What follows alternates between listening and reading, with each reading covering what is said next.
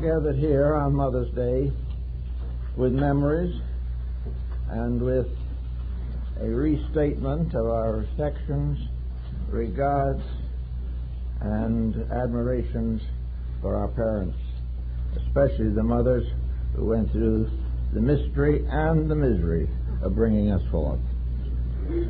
It seems, therefore, that it might be interesting to study one of the most curious circumstances in religion, and that is the relationship of the feminine principle to the principal basic theologies that have descended to us from antiquity.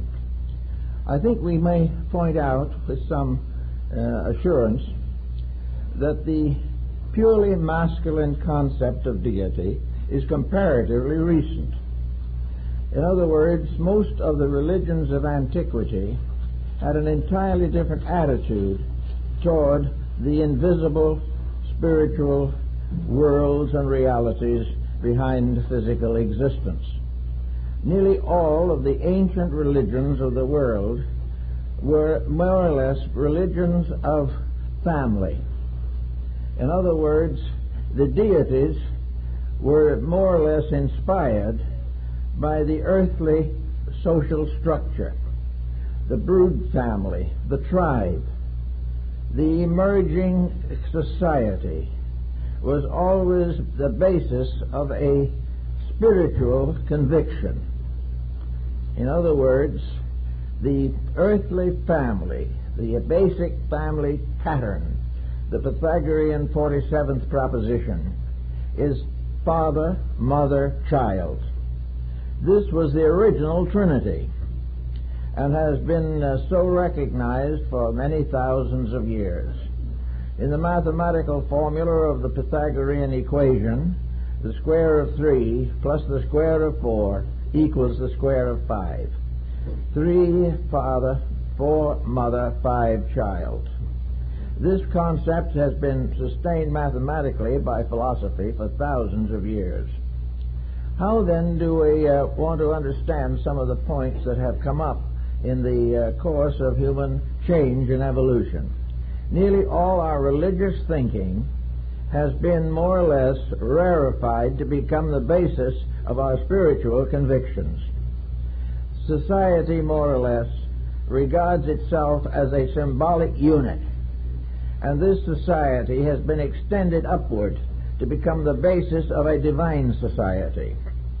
And the divine society of antiquity was merely a very rarefied version of human society.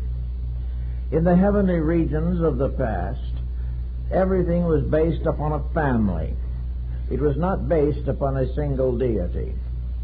It was based upon gods and godlings and goddesses that were very human because they were based upon human archetypes. We find that the gods of antiquity had all kinds of problems. They had everything that we have on earth. They had the jealousies, they had the wars, the conflicts, the conspiracies that we associate with humankind. And these various problems became the basis of a concept of reality. A concept of reality in which the entire system of divinities was parental. The gods were the parents of mankind. These gods, to become parents, had to be parents.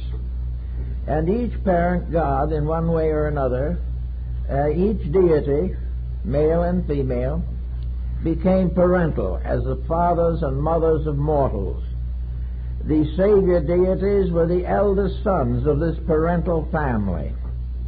The lesser divinities were some of them derived from subordinate religions. Some were merely an examination into the theory of relationships, uncles, aunts, brothers, sisters, children.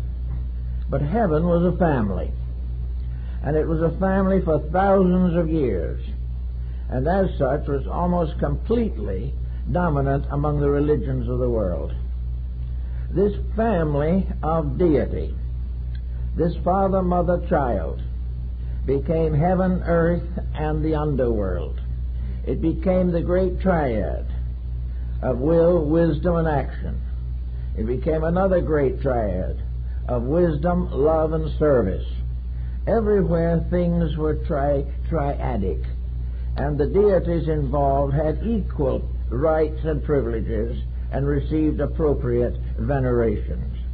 It is interesting to note, even now, that throughout the religious world there are very few sanctuaries dedicated primarily to God the Father. We have the Son, we have the Holy Spirit, we have the saints of all denominations, but it is very rare, even in other religions, to find a sanctuary that is completely masculine. The exception principally being the Muslim faith. This idea of the parental pattern goes back to the brood family, the original primitive unit of human existence. The brood family goes back to the cave dwellers. It goes back as far as we can find a scratching on the wall of a cave. Everywhere the brood family was the ruler. And in every brood family, the mother was the leader. Our American Indians have exactly the same concepts. It was the same concept in Central and South America. It was the same in Egypt. And in most of the religions of the ancient world, the brood family descended on the side of the mother.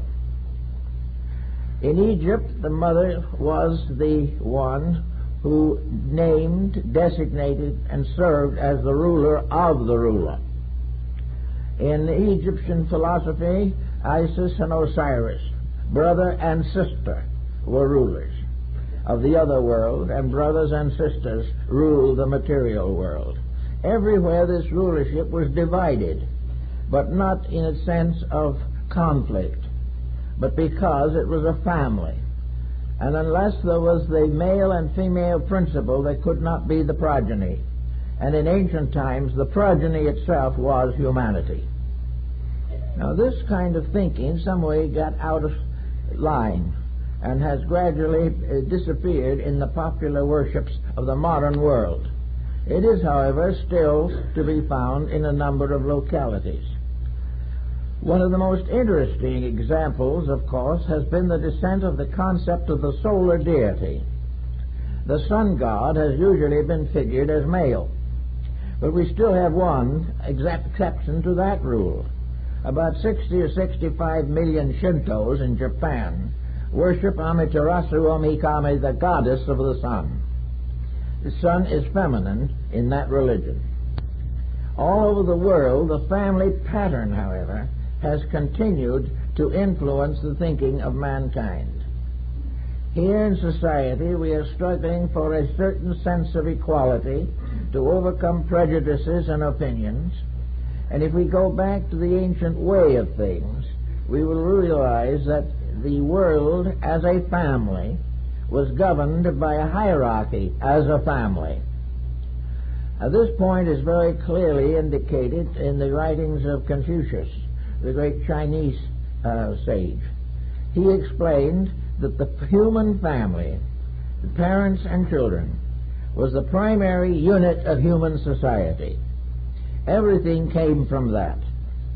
In the material world, the individual family was the basis of the entire study of world populations, nations, races, and countries. After that, Confucius explained, first duty of mankind is to put the family in order. If the family is not in order, civilization will not endure. The family means compatibility, unity of effort, self-sacrifice if need arises, devotion, integrity, and loyalty. Unless these exist, the child will not become a superior person. The whole moral life of society is by example of the family. Children rule themselves because they follow the guidance of the family. When there is an emergency, the family stays together. And in ancient times, there was no inequality in the family. Each had their particular function each was entitled to equal respect, honor, and recognition. Confucius then pointed out that when the family is completely integrated, when the family has found complete loyalty, a loyalty, however, which is not exclusive, a loyalty which, however, governs the family inwardly towards its own roots, that when this has been achieved, then the community can be considered. The community is also a family. It is a family of families. The community must be put in order. If there are 50 families, these must work together, respect each other, regard each other, honor each other, and understand each other. If the community is considered a unit, and that unit is harmonious, then we come to the great city, which is made up of hundreds of families, thousands of them. But until the personal family and the community family have been rectified, the family of the great city cannot be rectified. There is no way of forcing upon the greater that which has not been bestowed upon the lesser. There is no way in which a great city can survive if the individual families have not been rectified. If the city is rectified, all of those working and living in it consider themselves as one family. This family may be made up of many levels, layers, and conditions, but it is still a unit. And it is a unit that must cooperate, must honor, must rectify relationships so that the community dwells in peace and honor, and various evils which are now rampant would no longer exist. From the great city comes the country, and the country is made up of many cities. And these cities are made up of many families, but the country is one. And unless all these lesser parts have been rectified, the country is in disorder. And if the country is in disorder, all the smaller units are troubled, as well as the progression of the country into the future. There can be no security in a nation unless its families, its homes, and its communities dwell together in honorable relationships.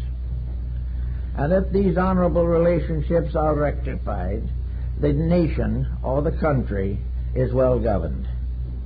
And if the country is well governed and each country likewise rectified, the world abides in peace, and all nations and all peoples are safe, and there can be no further strife, no ambitions to destroy, any more than a parent would want to destroy its own children.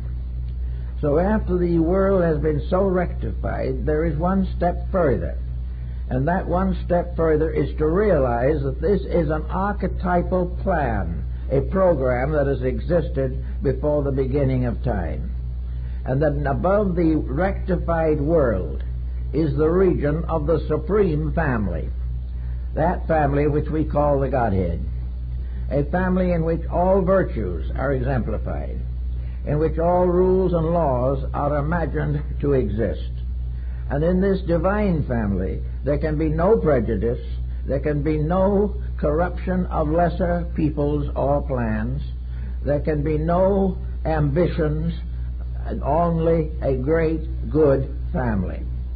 But this great good family is invisible, and this great good family is beyond the estimation of the human mind in all of its patterns. Therefore, this great family is interpreted by human beings according to their own families. And if the families on earth are in friction and are dishonorable, then the gods in heaven are said to be suffering from conspiracies. If there are griefs and grievances among the gods, it is because man, in his own image, has created their likenesses and bestowed upon them his own frailties and limitations. But actually, in the concept as it is, Buddha summarized the statement by saying that creation itself is a great commune. It is a commonwealth. It is a tremendous diversity within unity. It is the supreme achievement of supreme divine insights. It has been placed here and developed, governed, and ruled by the highest conceivable systems of ethics. And the human being is not capable, in all cases, of fully appreciating this, or accepting it, or understanding it. But it still remains, as Confucius pointed out, the supreme law, the supreme plan, the supreme symbol, and the ordered universe is the symbol of the divine power. Now, this divine power must manifest in many ways. It manifests on earth, it manifests in the heavens, it manifests in the smallest insect, in the minerals, in the plants, in all creatures. There are laws regarding existence. And these laws are absolutely equal, fair to all concerned, with no prejudice and no preferences. All things measured by integrities alone. And these integrities are the innate truths that were planted therein by the divine power in the fashioning of all things. So in the beginning we had a whole series of myths, great legends having to do with creation. And these legends are still very largely dominant in our thinking, even though we have transformed them into myths or symbols or emblems of power. The Egyptians, for example, had a series of triads. These triads were distributed through the nomes or provinces of Egypt. But in substance and essence, all of these groups of deities were a family. They were always father, mother, child. And in the most famous of these triads, which came in the middle and later dynasties of Egypt, the great triad was Osiris, Isis, and Horus. Horus was the beloved son, the symbol of enlightened humankind, and the intercessor. Also, Horus, as he grew up to manhood, became the defender of his parents. He guarded them. He took care of them. He interceded for the weaknesses of mankind. And before the throne of Osiris and Isis, the soul of the deceased was weighed to judge its virtues and its debilities. Isis was called the mother of mysteries. She was the leader of all the sacred arts. She was the leader of the initiation rites. She was the symbol, therefore, of the universal mother, the mysteries themselves. The temple was the symbol of the mother of mysteries. And all of those in Egypt who entered into the religions, and that involved practically the entire population, each one of them was the son of Isis. Each one regarded Isis as the great mother of mysteries. And she was the instructor, the informer, the savior, and the preserver. Most of all, she practiced the most supreme power in Egyptian philosophy, love. Because after all wisdom, after all strength, the great power of salvation lies in love. Love is what the parental family way up above regards as the proper instrument of relationship between the deities and their human creatures, and their animals, and their birds, and everything. So love was the great motion. Love was the great cohesive. Love was the basis of all morality, all growth, all security, all sanctity, and the protection of values. Therefore, they were all invested in Isis, the mother of mysteries. In the Phrygian rite, she was the Psychopompus, the mysterious being that was dressed in the raiment and in the ceremonial robes now associated with the Pontiff of Rome. The supreme power in Egypt, then, was Isis, and she became the symbol of all that was good and important. Her son became the savior of the world, and in the great rites at Sais, and the now lost and forgotten temple in Egypt, the initiations were in front of her altar. And in the final case of the example of perfect wisdom, the veil of Isis was raised, and the initiate saw the image face to face. Now this was the way Egypt lived for thousands of years, because it was necessary and important that the graces of life should perfect the strength. Strength was important, but useless if not motivated by love. And love was useless unless it was in kinship and relationship with reason and wisdom. Therefore, in most of these philosophies, the God of wisdom and the goddess of mercy were the actual rulers of humanity. This brings us into another kind of relationship. In Greece, in the early days, there was no distinction, no peculiar emphasis upon the masculine as the symbol of all good. Zeus, or Jupiter as he became in the Latin, was a kind of good-natured rascal, but not too much to be counted on. The great wisdom of Egypt was in Isis. The great wisdom of Greece was in the mysteries of Athena, Pallas Athena, the supreme power in Grecian culture. Athena was born from the head of Zeus. She was born by Vulcan, the god of fire, splitting the head of the supreme god and bringing forth Athena armed and helmed. She has therefore been referred to, rather facetiously, as the great headache of Zeus. But Athena was the mind. Athena was the intellect. Athena was the reason. And all of these were feminine attributes. Even wisdom, which was the keynote of Athena, was a completely feminine factor. Because true wisdom has to be built upon internal intuition. It has to arise from a communion between the individual and the divine power, a communion of love, service, and common understanding.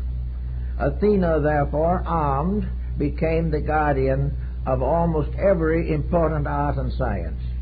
If it was necessary, by one reason or another, she became the defender of the faith. More likely, however, she was engaged in the arts.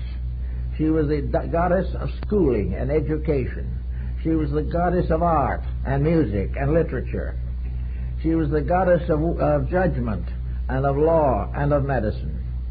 The great salvation of all things was entrusted to her because she was recognized as the actual manifestation of the divine power of Uranus and Cronus, the great gods of infinity. She was their product, born from them and of them, and everything that was good in nature was embodied in her by embodiment. So Athena not only became the guardian of many different arts and sciences, but she became the peculiar symbol of the International Bible Institute, and is found on practically all of the publications and writings of this group.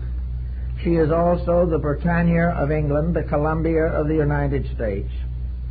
She is on the seal of the state of California, and she is found in all parts of the world as a mysterious sovereignty, a sovereignty of integrities and values.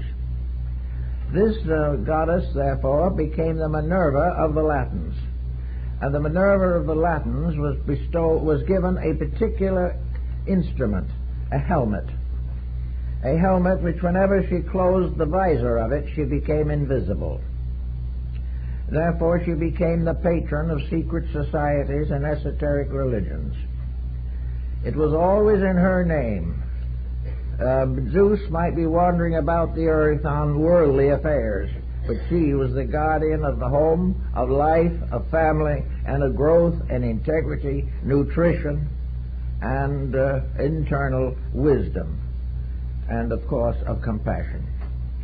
Now in the Orient we have a similar situation arise in connection with the esoteric teachings there. We find that Mahamaya, the mother of Buddha, holds a peculiar position in the Eastern thinking. She died 5 days after the child was born, and therefore does not play an important part in the general theology of Buddhism, only in certain respects. Actually, she became embodied in the symbol of the peacock, for the reason that the peacock was the devourer of serpents. And this was a very important symbol to the Eastern mind. And you will find that in a number of the symbols of the Immaculate Conception in European art, the Virgin stands with her foot upon a serpent's head. She is the overcomer of serpents, or of evil. One of the most interesting symbols in Buddhism is, of course, that after Buddha's death, the body was placed in a magnificent wooden casket, the way in which it was usual to deposit bodies prior to cremation. And Mahamaya, the mother, came down from heaven to mourn for her son. And as she stood mourning for him, the casket opened, and he rose from the dead to comfort her. And she joined him in the worlds beyond. So this is that legend, but it shows where the interest lies. Also in all Buddhism now of the Northern School, Kannon, the Bodhisattva of compassion, is shown as feminine. Actually, she is represented as the mother again of all the good, all the wise, and all the noble. She is the one who brings the little lotus throne into the dying, to the dying Buddhist, and his soul is placed upon this lotus throne and carried to the other world. She is the intercessor for souls, the marvelous mother guardian of all orphans in any part of the world. Wherever a child is motherless, Kannon takes it for itself. These symbols go everywhere. Now, among the American Indians, we have some very interesting parallels to this. We find that in the Indian system, the brood family is the unit of culture and unit of civilization. Whether it be one of these tribes that wandered about in the plains and throughout the country, or those more permanently located in the pueblos of the Southwest. The brood family was always run in the same way. And the highest expression of it that we has come down to us was the great League of the Iroquois. The Iroquois League, or the first original and natural League of Nations, was the one that inspired Woodrow Wilson to attempt the creation of a League of Nations in the 20th century. But the Great League of the Nations of the Iroquois was a unit built for the glory of truth. And the place where they met was called the Long House. And the Long House was the one which was big enough to carry within it every living thing. It was the great house where all things lived in the one community relationship of family. Now, there are various leagues had a political system that was so interesting that early in the development of it, sachems, or wise men from the Indian tribes, went to England at the request of the British government to explain their system of politics. And it was very, very simple. Each of the several tribes had its own senators, or congressmen, whatever you want to call them. They were the ones that became the representatives of the tribe. These congressmen or senators were elected, and the only members of the tribe that could elect them or vote was women. The men could not vote. They appointed the men, but they could not vote. Therefore, the sachems, as they were called, the senators, also then came to certain realizations and certain responsibilities which were unavoidable and inevitable and had to be completely obeyed and recognized. These sachems, each representing his tribe, had a limitation upon them. They could vote on any subject that did not relate to their own tribe. They could not vote for their own tribe.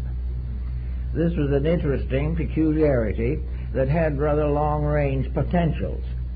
There could be no possibility, therefore, of them favoring their own tribe. They could not vote for it. If anything happened and the senator was unsuitable, the women recalled him and elected another one. But he had to pass through this type of election. In meeting, when the great tribe came together, the many tribes as one nation, the 6 nations, when they gathered together, they elected a chairman. And the chairman said at the front mic, "The door is open." The door being open meant that any subject or matter of importance could be discussed. All matters of importance had to be discussed in perfect calmness. No member of the group could say an unkind word about any other member. They had to say what they thought was necessary, but not attack anyone else in the saying of it. There could be no riots, there could be no arguments, there could be no filibusters. Each one presented his point, it was considered by the others, and as considered correctly, was passed, otherwise not passed. And then when the matter was concluded and the session came to an end, the chairman said, "The door is closed." And that was the end of the discussion. This is the way the Indians handled the matter. Today we have in the Pueblos some very interesting rules. And these rules include the voting and the living back and forth across the buildings. In most Pueblos there are 2 buildings, the men's house and the woman's house. Always they had to be marriage across the Pueblo, never within it. Members of one family could not intermarry. This was very, very ancient. And practically every one of these groups, the women were the prophetesses. They were the modern descendants of the Sibyls, the women of prophetic antiquity, of the Vestal Virgins, who were the guardians of the light of Rome. They were also the proprietors and leaders of the oracles, such as the Delphian oracle. In every case, the communion with the gods was through women, not through the men. The men got the message, but the women were the ones who went into the trances, who prayed, and who sat in the fumes of the oracle. So that it is a very interesting way of looking at a world problem, that in some mysterious way the ancients seem to have been much wiser than we are in a great many matters.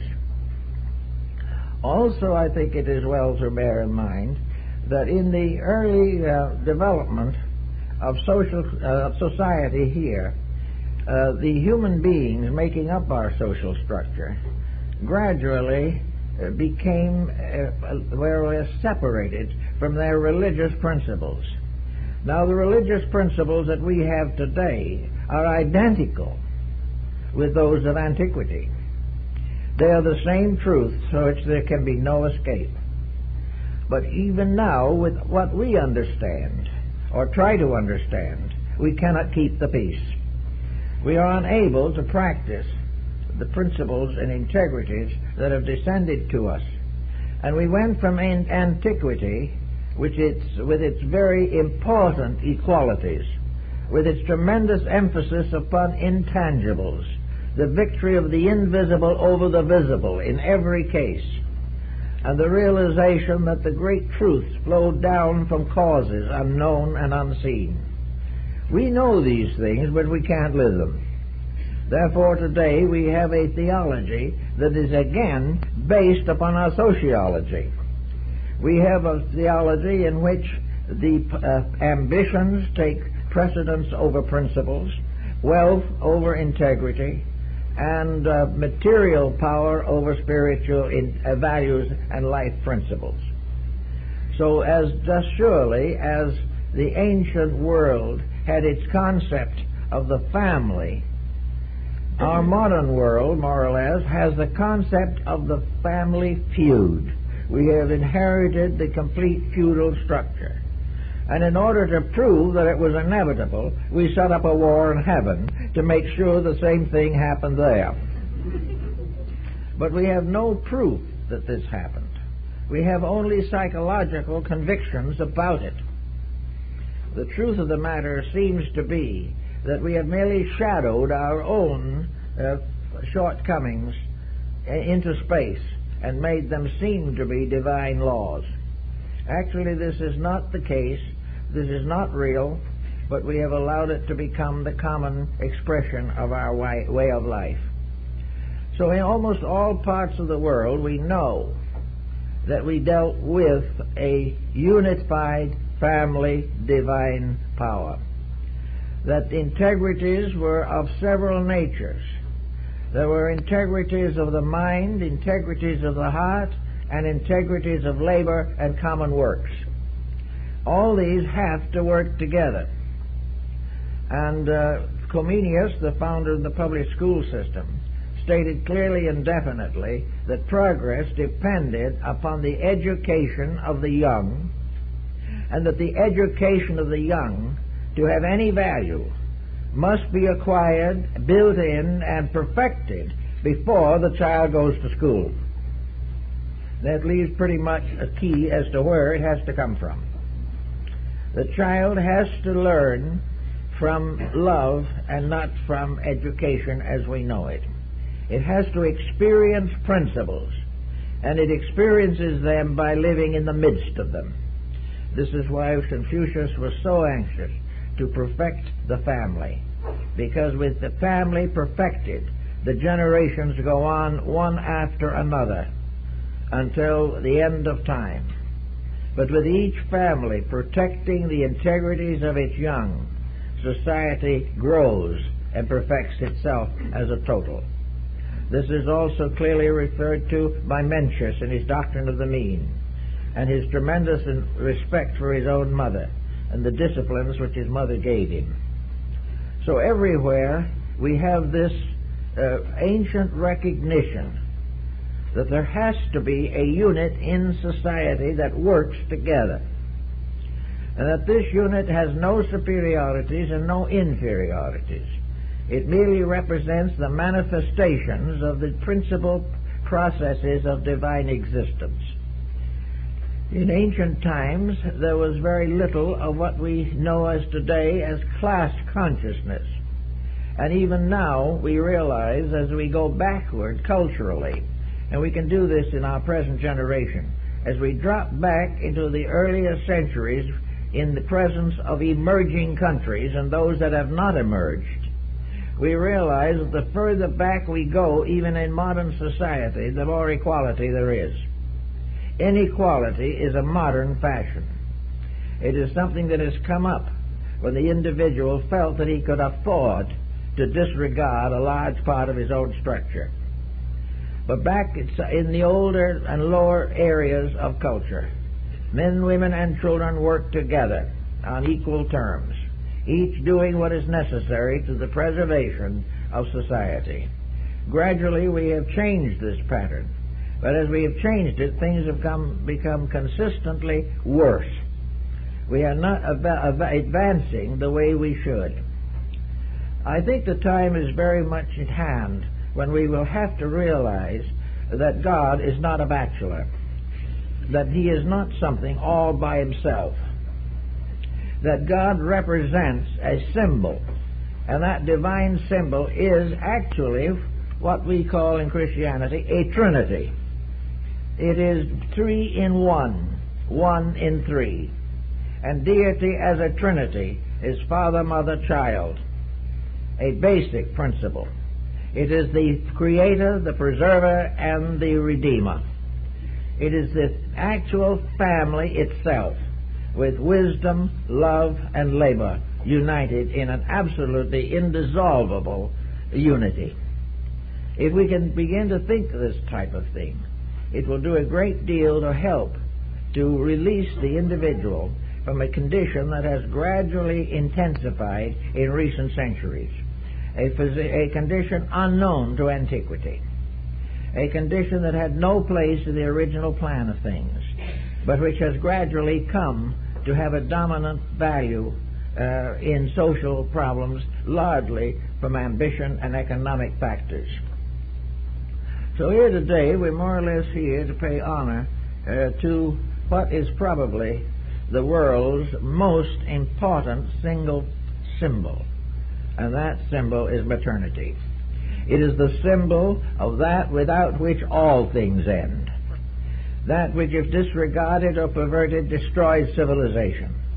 The fate of the world and the future of humanity, whether we realize it or not, is essentially in the keeping of women. Men can help them. Men can take from them certain labors that are difficult. But the ideals and principles of progress are feminine, and as such must be allowed to mature and develop, and the women themselves must recognize the divine birthright which they have, respect it, honor it, and live up to it. Because in this they have a uniqueness that nature has ordained, and for which the individual himself can no longer be held directly responsible, but for which all beings must labor together. Today we are in the presence of a great tragedy of conflict and difficulty and militarism. We are in the presence of every type of antagonism. We are in the presence of a situation in which, unless something comes along to change the general poise of things, the whole structure of civilization is endangered. The future of our children is endangered. And all the privileges which we have earned with pain and sorrow will be taken away. So we have to consider very definitely the problem of protecting the great basic triad of laws upon which we live. And there's no way of breaking these laws. There's no way of evading the responsibility. And remember that in the Platonic dialogues that we have the Plato in his older years, after he had more or less retired from public life, teaching a few of his better disciples, including his nephew Speusippus, that all wisdom has as its end only one thing: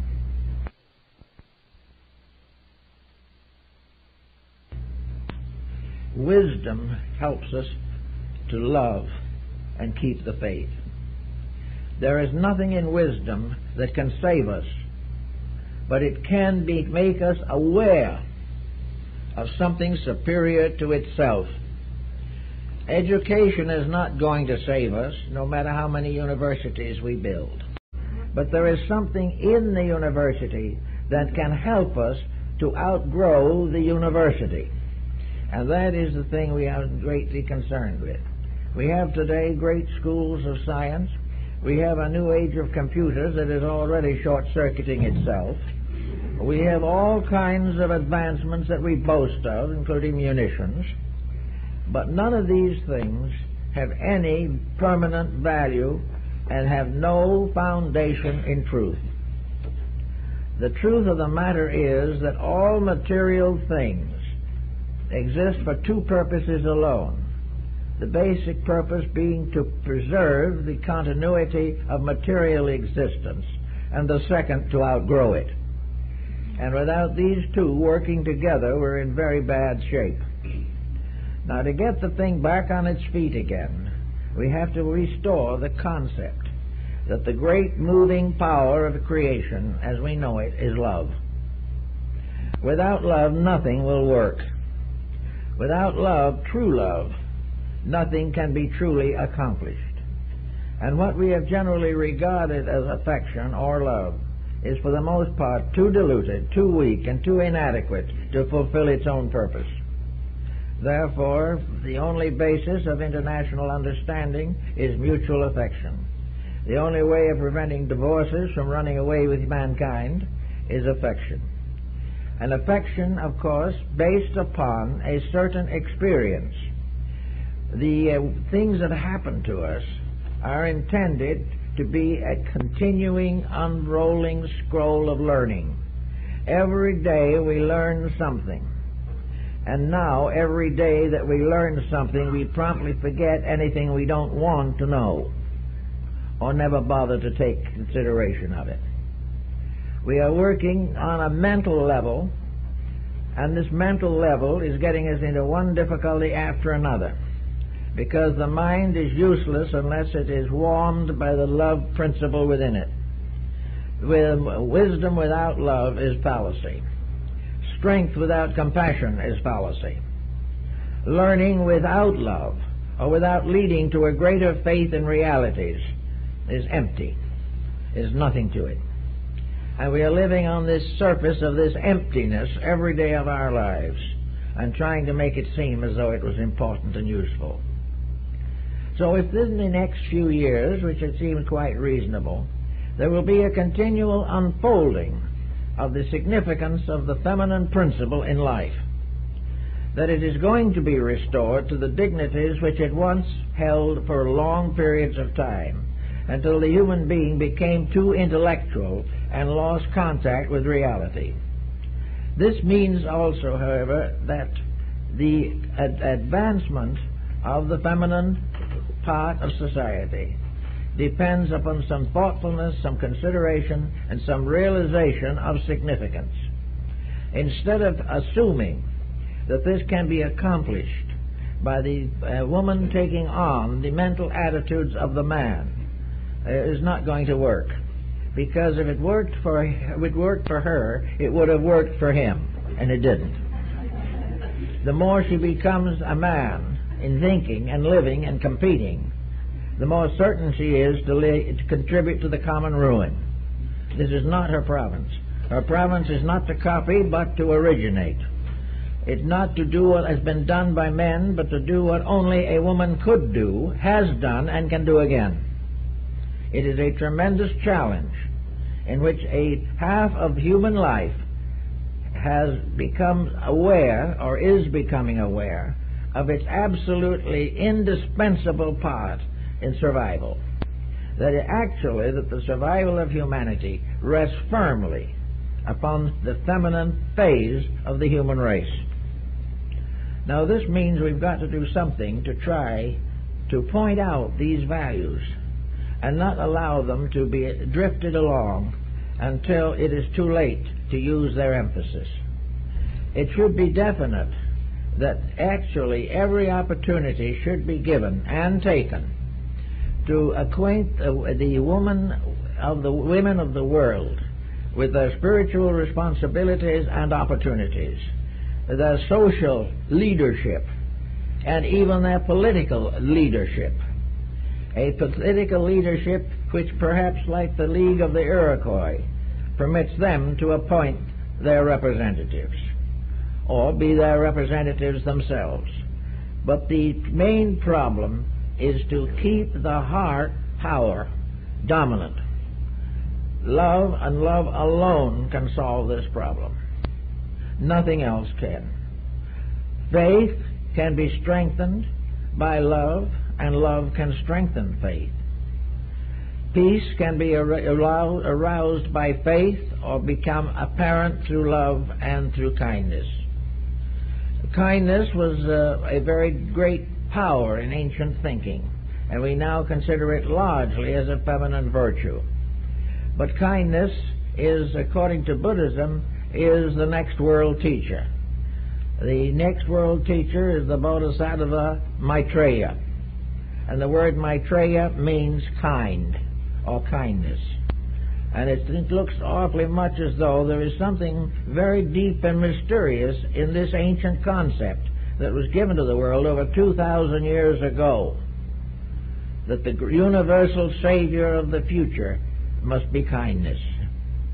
Power, skill, war, no. But a kindness which causes the individual to have an enduring sympathy for the needy. Kindness which means to turn away all wrath. Kindness which means to be ever aware of the needs of each other, and ever forgiving of each other, and ever mindful of our own need for improvement. All of these things sum up into what we might term a feminine dominance. Now, this feminine dominance can, to some degree certainly, be shared equally by all men, because a man has perfect capacity to be kind, if he wants to. He can be thoughtful. He can be affectionate. He can be considerate. He can be a good parent, a good marriage partner, and a good child. These things are not denied him in any sense of the word. He is perfectly capable of defending the best things in life. But when they come along, and there is a challenge, and there is a matter which requires, or is assumed to require, masculine prerogatives, let him forever remember that it is love in him that must solve, that it is not the privilege of the man to go out and fight. It is not even his need to fight for the defense of a woman, because if man and women come to their proper relationship, there is no longer a conflict. Each one supports the other in its needs and fulfillments, and does everything possible to advance the common good.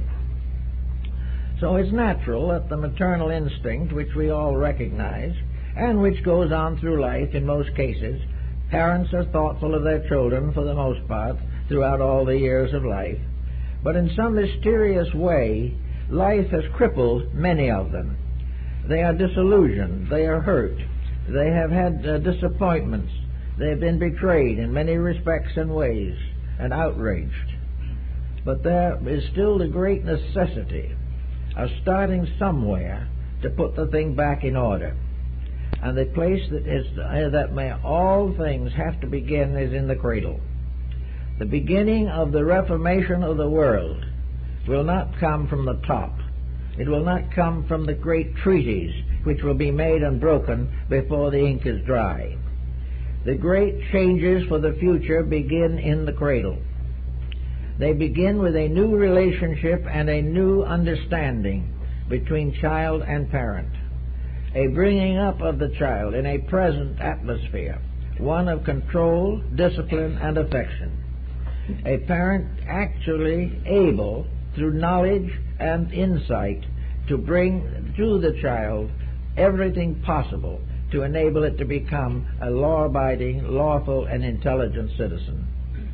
While these processes are on, the elders of the tribe, so to say, will go on with their lawmaking and do the best they can, probably, to bring some kind of cosmos out of this chaos. But in the long run, it is a gentle, kindly, continuing strength of principles and ideals that must bring us through. We will never be able to find a peace that results from war. We will find a peace that results from the spreading of the peace in the human heart, and also a peace that is prescribed, recommended, and ordered by practically every religion of the world. These things also bear in mind the fact that from the earliest time, religion has been primarily invested in women.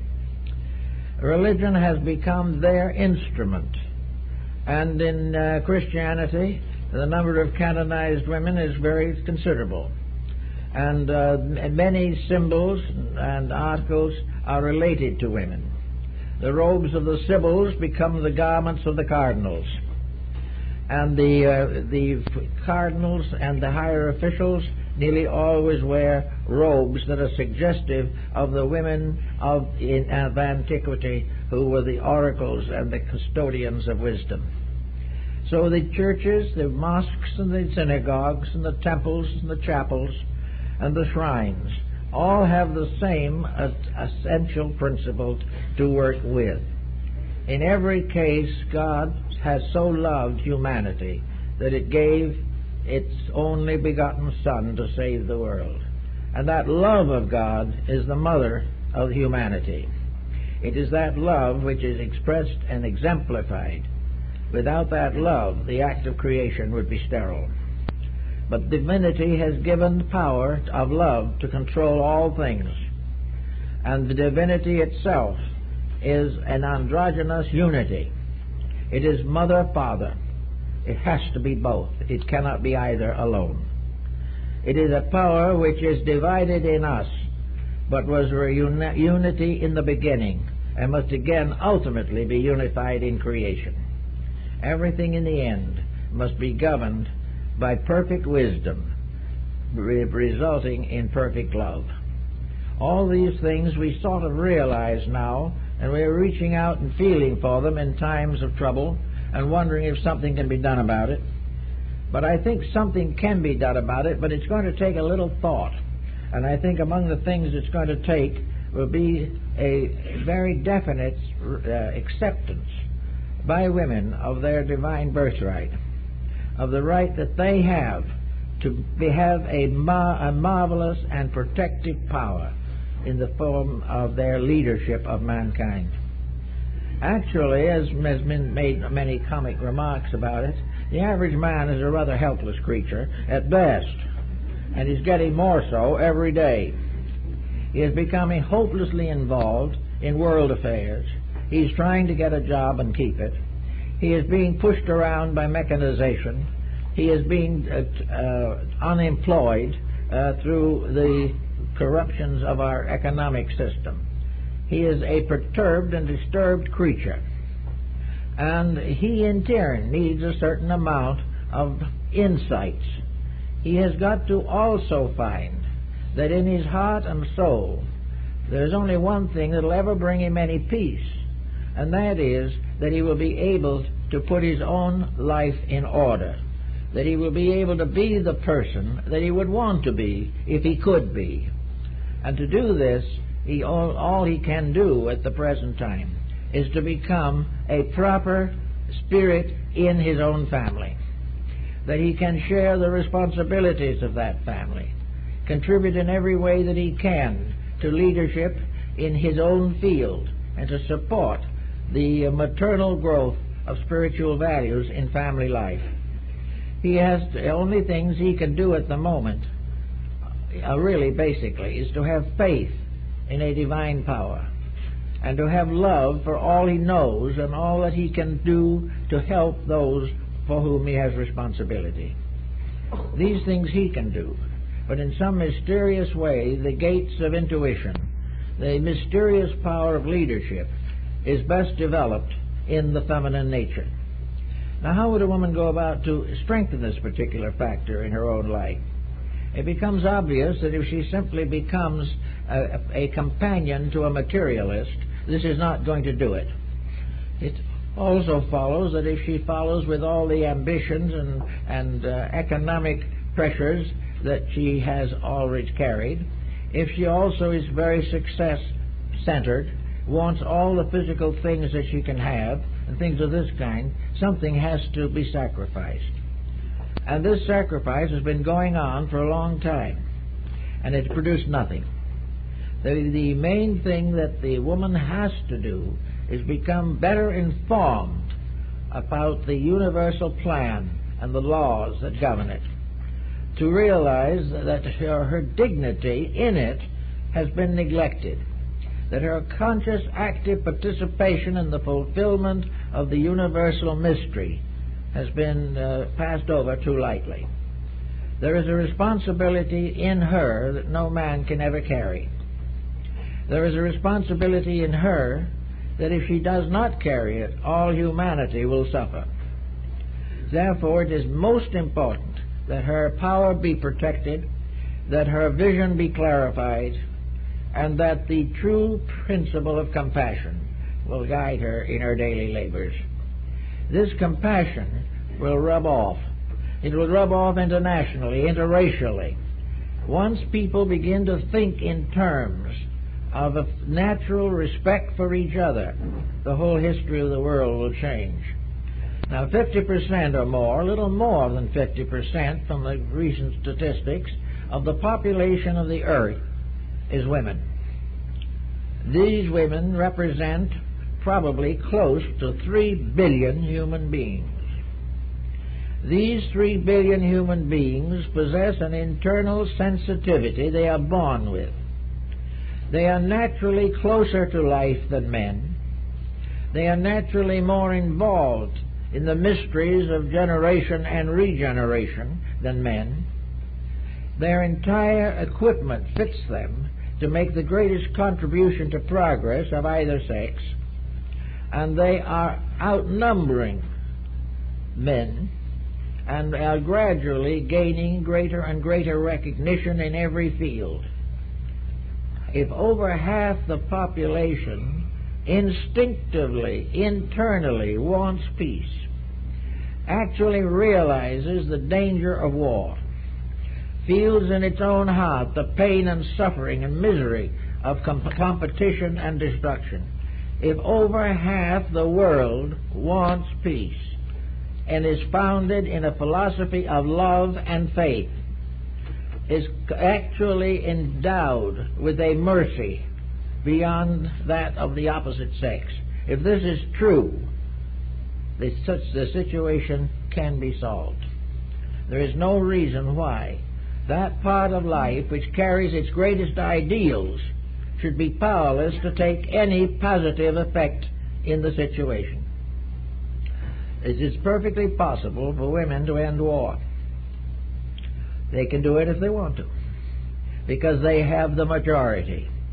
And they also have intangible psychological forms and instruments of achievement which men do not have. They also have the possibility of visualizing and dreaming from within themselves, especially in the hours and days in which they are carrying life in their own bodies. They can dream of a world better than anything we know.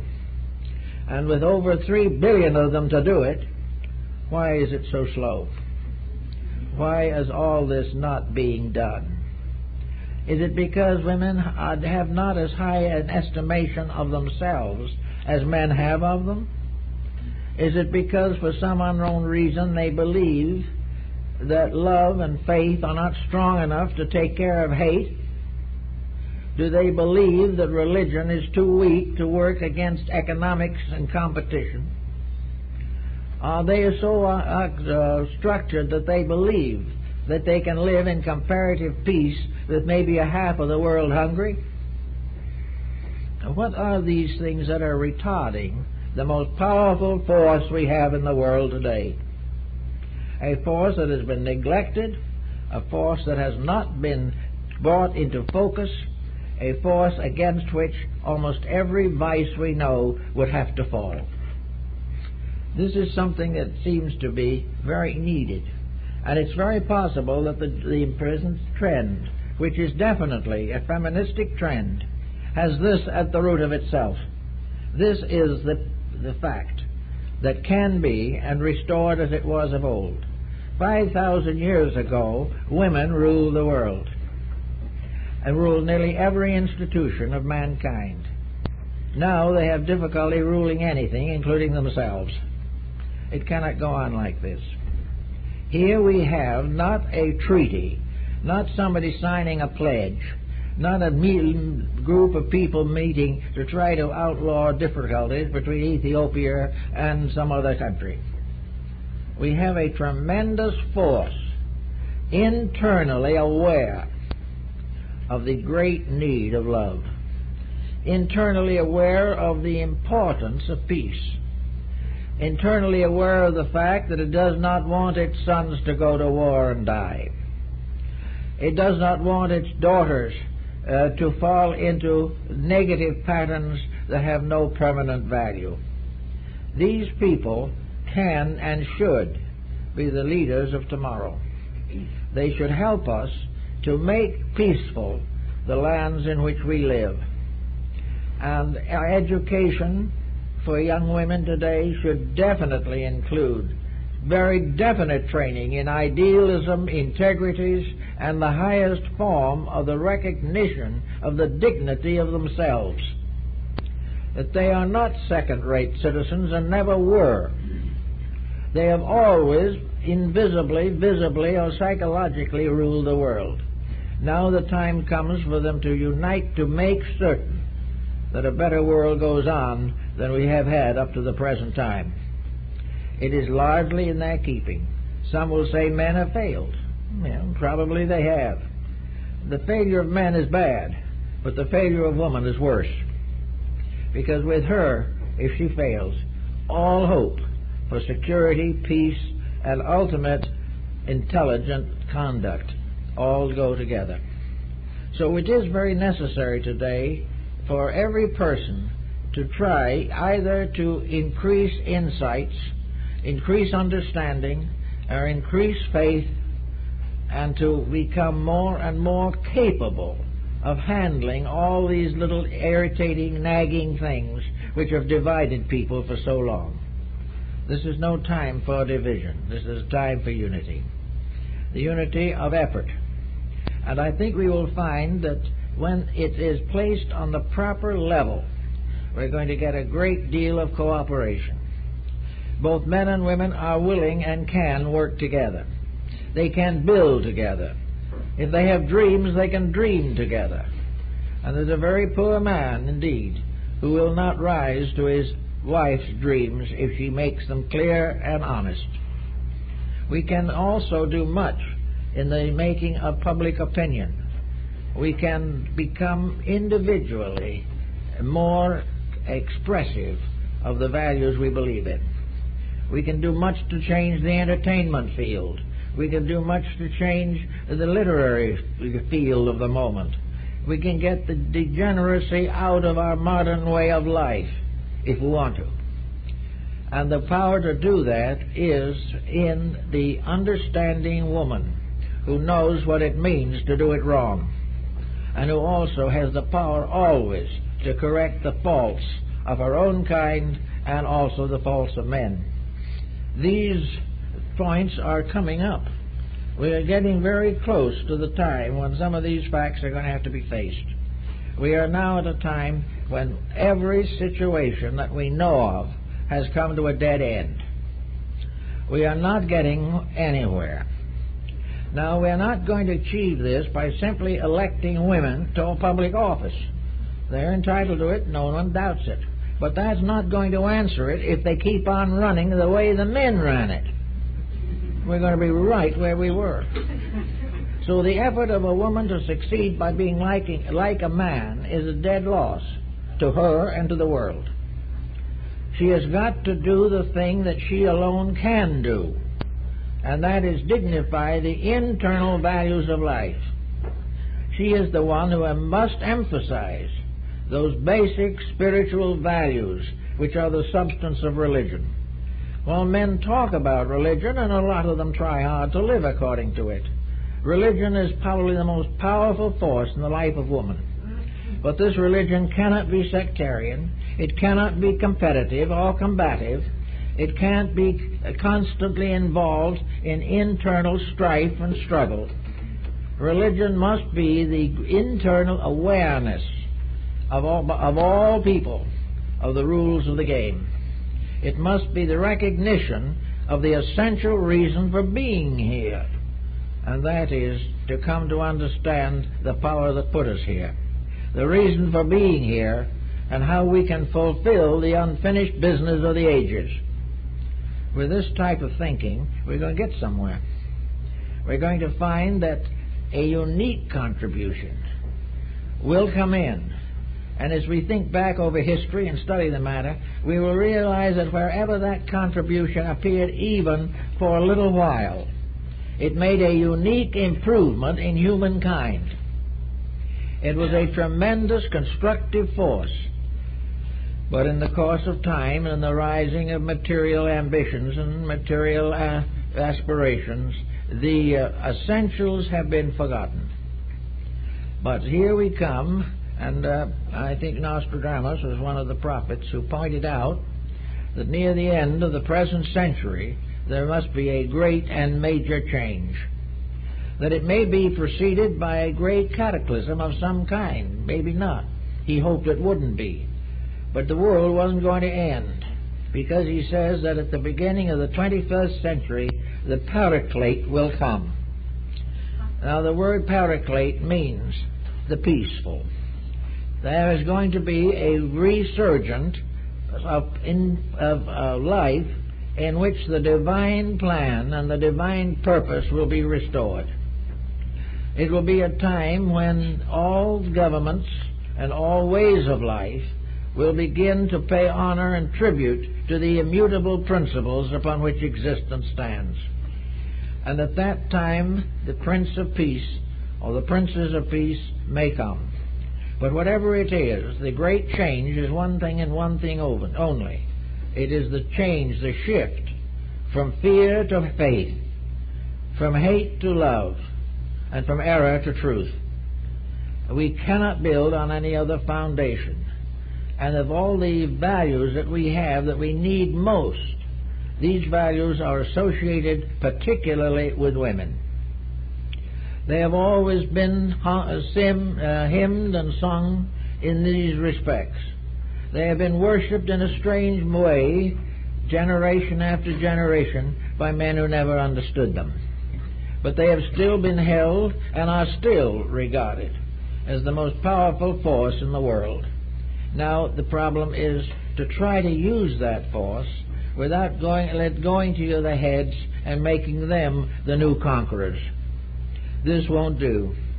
The new thing is very great, namely, that the love of life, the love of the divine, the love of realities and truths will conquer them, and they will live peacefully, happily, successfully, and with all the needs of life, because they have put the world into a better order to carry on its duties and responsibilities. There is this point which I think we need to basically remember, that there is a purpose of things as they are. The old story of Adam and Eve had a meaning, and that meaning has got to be gradually restored. The interpretation given in the popular mind is not the true meaning. The true meaning is that these two together, representing a unit, Adam and Eve being the two divisions of human life, not people, the great divisions of human life, that from generation to generation got into trouble, must come back again as the great progenitors who will lead the way to once more into the garden of the Lord. This world is a garden. It should be a garden. Women love gardens. They love to raise flowers and a few vegetables and a little fruit now and then. They enjoy it. This whole world is a garden. And if we stop wrecking it, we can have it. But if we have gotten into the habit of watching it for a minute and then selling it off for a profit, we have definitely sold our birthrights for bowls of pottage. We have done everything for profit and not for principle. We have failed to realize that the greatest profit arises from principle. Now, all these natural virtues, being so essentially feminine, and being so recognized by both men, that they are the great leaders of life, the things that make life worthwhile, make living not an accident or a disaster, but a friendship and companionship and comradeship down through the years. The realization of this, if applied and expanded, can end forever the problems of war and hate and crime. There is no reason why utopia shouldn't be a reality. There is no reason why people who can educate themselves into all the skills that we have cannot further that education until they reach the condition where they can live together in peace. All these things are coming, and when the times and decisions arise, it's be wonderful to know that we get a solid vote of confidence from the women of the world, and that they're going to stand up and say this is the way it must be. Not because we order it that way, not because we're going to carry the munitions or going to get hold of the bombs, but because there is something stronger than all these things, and that is simply love. And that is the particular power with which women have been endowed by the universe and by God. And by using it, they will discover that the love of God is the love for God, and that all together we are one creation, trying to think it through from a man's standpoint, trying to feel it through from a woman's standpoint. Bring the thought and feeling together, and we got something. But while we leave them divided the way they all land in the divorce court. This should not be. So on this particular occasion of Mother's Day, it would seem to be appropriate to say that we are all going to pull together to see that whether men or women, we cannot exemplify the great virtues of womanhood: faith, love, kindness, and sympathy. If we can both, men and women, develop these factors, we will have a world in which wisdom is balanced with love, where strength is balanced by mercy. And these two factors, forever working together in harmony, will give us that golden time we look for. Happy Mother's Day.